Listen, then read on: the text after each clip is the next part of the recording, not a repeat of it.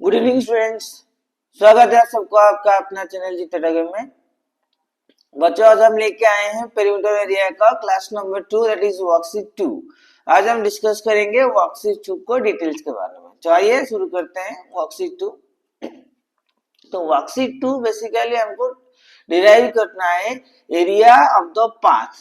कैसे निकालेंगे area of the path? यहाँ पर एक डायग्राम शो कर रहा है, इसमें दिया है in the figure shows that two path drawn inside a rectangular field. देखो ये जो पाथ है, मतलब एक रोड गया है, ये रेक्टेंगुलर फील्ड को शो करता है, और ये वाला जो रोड गया है ये भी रेक्टेंगुलर फील्ड को शो करता है। तो क्लियर कट ये जो दोनों तरफ से फील्ड गया है दोनों रेक्टेंगुलर शेप है, जिसका लेंथ और ब्रेथ दे रखा है। ये वाला लेंथ है ये 50 मीटर का है जो हमको डिस्क्राइब कर रहा है, पूरा का पूरा, इतना वाला नहीं पूरा। और द विड्थ और जो ब्रेथ है ये वाला 35 मीटर है, यहाँ पर लिखा हुआ है 35। और ये जो छोटा सा विड्थ है वो 5 मीटर का आता है। तो क्वेश्चन कह रहा है find the area of the shaded portion. Shaded portion का एरिया, यही जो एरिया शेडेड हुआ है उसका एरिया कैसे निकाल जाता है। ये दिखता सिंपल है, सिंपल अगर कहेंगे तो एक रेक्टेंगल है, ये एक रेक्टेंगल है, दोनों का एरिया निकालेंगे और ऐड कर देंगे।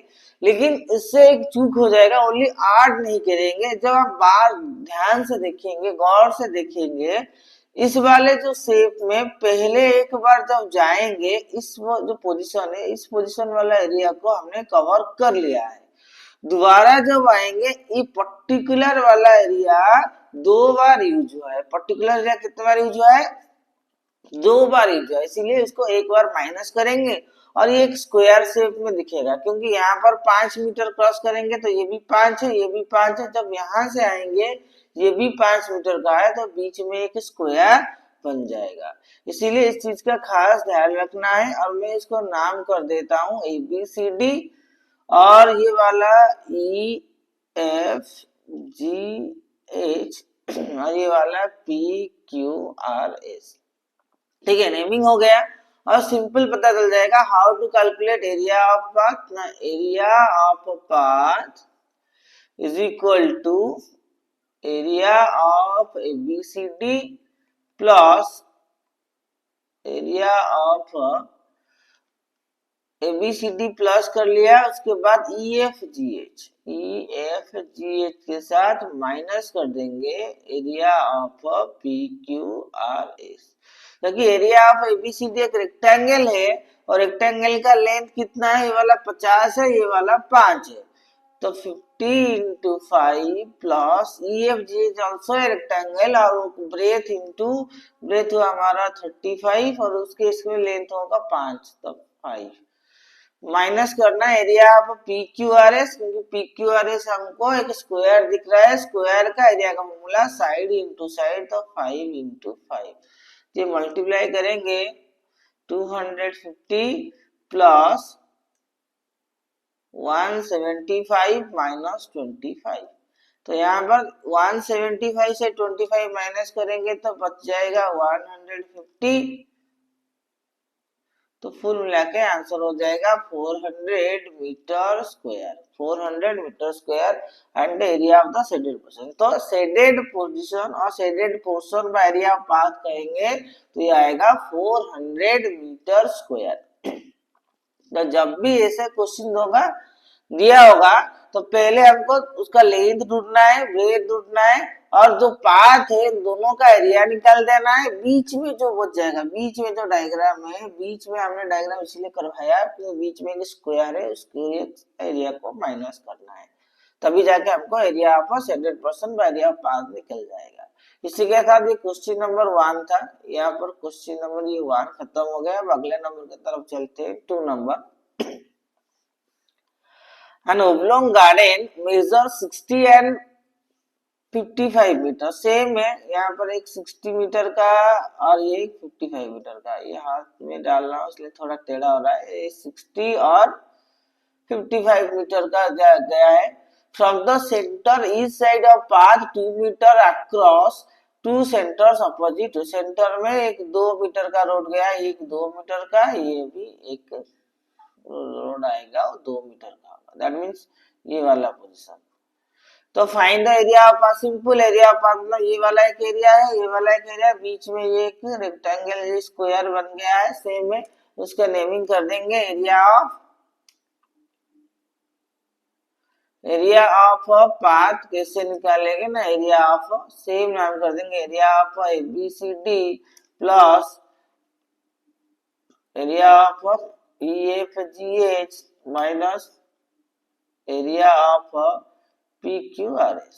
इसका नेमिंग कर देंगे ABCD, ये वाला EFGH, तो बीच वाला जो डायग्राम हमने ये वाला किया है, ये जो स्क्वायर दिख रहा है उसका PQRS। Simple.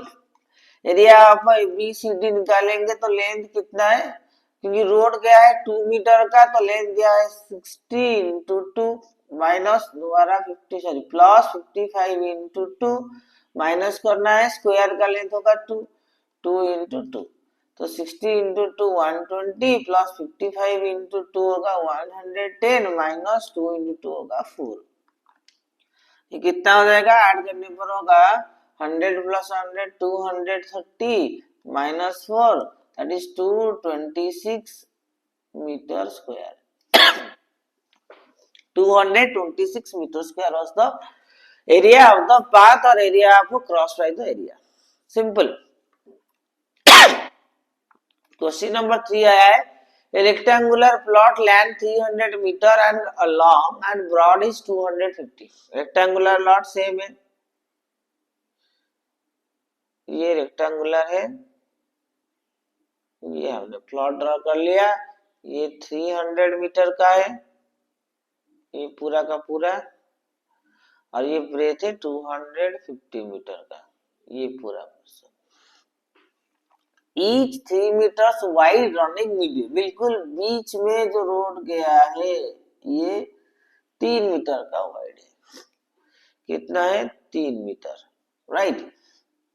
Parallel to the length and breadth, यहाँ पर parallel to the length and parallel to the breadth, तो सेम है, डायग्राम लगभग सेम ही है, खाली वैल्यू बदल गया है और कुछ नहीं है। ABCD it is EFGH, it is PQRS, तो ये 3 मीटर का है, ये भी 3 मीटर का है, और लेंथ ब्रेथ सेम दिया है। Also calculate the cost of constructing the roads, road constructing करने के लिए कितना पैसा है ये निकालना है और कुछ नहीं है। तो यहाँ पर एक चीज एक्स्ट्रा है, कितना पैसा खर्च हो रहा है ये निकालना है, इससे पहले हमको एरिया निकालना है, area of road. Find the area of the roads, तो पहले हम निकालेंगे area of road, area of road. Area of road निकालने के लिए सेम प्रोसेस है, area of ABCD plus area of EFGH minus area of PQRS। ABCD मतलब 250 metre का लेंथ, 300 मीटर का लेंथ है, 300 मीटर इंटू ब्रेथ है 300, प्लस EFGH होगा 250 इंटू 3 माइनस ये जो PQRS स्क्वायर बन गया 3 इंटू 3 का, तो आंसर हो गया 900 प्लस 250 और 750 माइनस 3 9, तो माइनस पहले ऐड कर लेते हैं, 900 plus 700 1650 minus 9 is equal to 1641 metre square. ये निकल गया एरिया।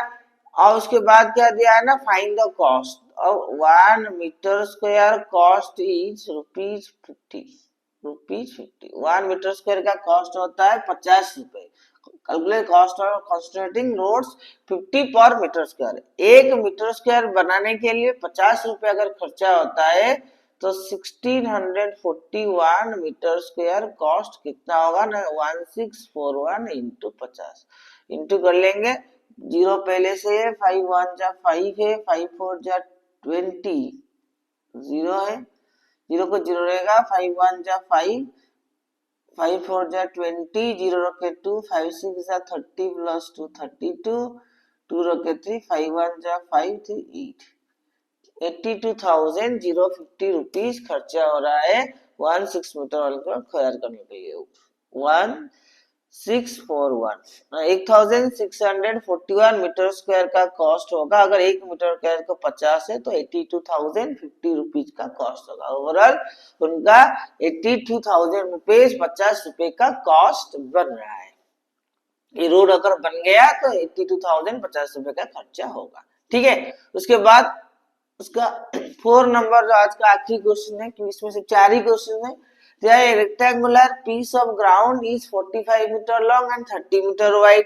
सेम है, रेक्टेंगुलर ग्राउंड है, ये रेक्टेंगुलर ग्राउंड हमने बना दिया, ये 40 मीटर का है, ये 30 मीटर का है।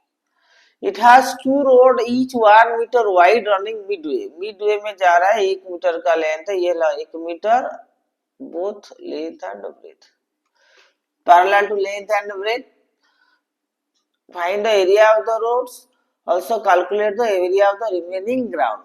Area of road to area of remaining, ये तो रोड का एरिया निकल जाएगा, 1 मीटर है, ये भी 1 मीटर है। एरिया ऑफ रिमेनिंग मतलब ये जो बच गया, ये जो बच गया रिमेनिंग ग्राउंड, उसका एरिया भी निकालना है। इसके लिए टोटल एरिया निकालेंगे पहले, रेक्टेंगुलर पीस का ग्राउंड एरिया, तो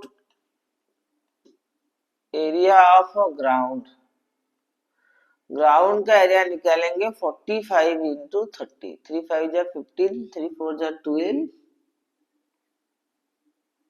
13, 1350 मीटर स्क्वायर। 1350 मीटर स्क्वायर हो गया area of the ground. Then निकालेंगे area of road.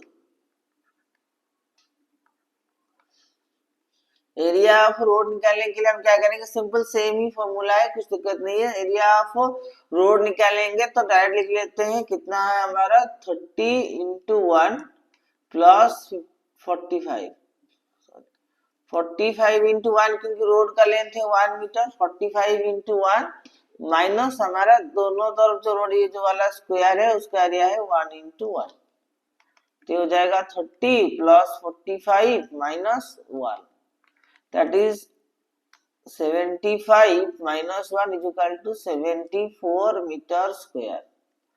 74 metre square का कॉस्ट आ गया। देन पूछा है also calculate the area of the remaining ground, तो area of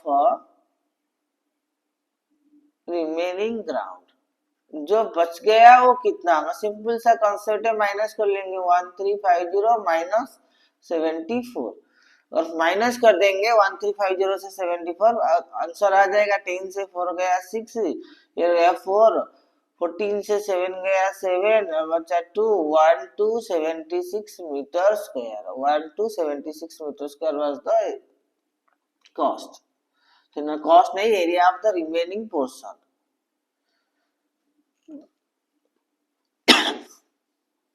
area of the remaining portion जो बच गया 1276 मीटर स्क्वायर का एरिया बच गया, अगर रोड 74 मीटर स्क्वायर एरिया पे बच रहा है। तो रिमेनिंग ग्राउंड का एरिया निकल गया, रोड का निकल गया, टोटल ग्राउंड का निकल गया। ये था कॉन्सेप्ट। इस कॉन्सेप्ट को समझने के लिए बहुत आसान है, एरिया ऑफ रोड और एरिया ऑफ पाथ निकालना बहुत आसान है, ज्यादा भी मुश्किल नहीं है, बस वो खाली समझना है। ठीक है, इसी के साथ ही आज का वीडियो खत्म होता है। तुम सबसे एक ही रिक्वेस्ट है, जब वीडियो देखते हो पूरी तरह देखो और देखने के बाद सेल्फ स्टडी करना है। इसको हर दिन तुमको याद दिलाता रहूंगा, जब भी तुम करते हो किसी की चैप्टर का क्वेश्चन आंसर्स करते हो या फिर प्रॉब्लम करते हो, वर्ड प्रॉब्लम सॉल्व करते हो और कुछ लर्न करते हो, इससे अगर कुछ सीखना है आगे जाके उसको याद करना है, अच्छे से प्रैक्टिस करना है, चाहते हो दिमाग में उतर जाना है, तो पहले उसको पढ़ने के बाद या किसी क्लास को देखने के बाद थोड़ी देर के बाद उसको खुद ही कॉपी में कर लिया करो। मतलब खुद अपने कॉपी निकालो, पेन निकालो, बुक का क्वेश्चन निकालो, खुद बैठ कर कंसेप्ट समझकर सॉल्व करने की कोशिश करो। इससे क्या होगा ना, तुम्हारा सेल्फ स्टडी हो जाएगा और तुम्हारा ग्रोथ इंक्रीज हो जाएगा और तुमको सॉल्व करने में मजा आएगा। इसी तरह का रोज वीडियो लेते आऊंगा मैं, रोज आता हूँ 5:30 में, टाइम नोट कर लो, हर दिन 5:30 शाम को मैं एक नया वीडियो लेके आता हूँ। फिर इंतजार करिए मेरा अगला वीडियो के लिए। Thank you.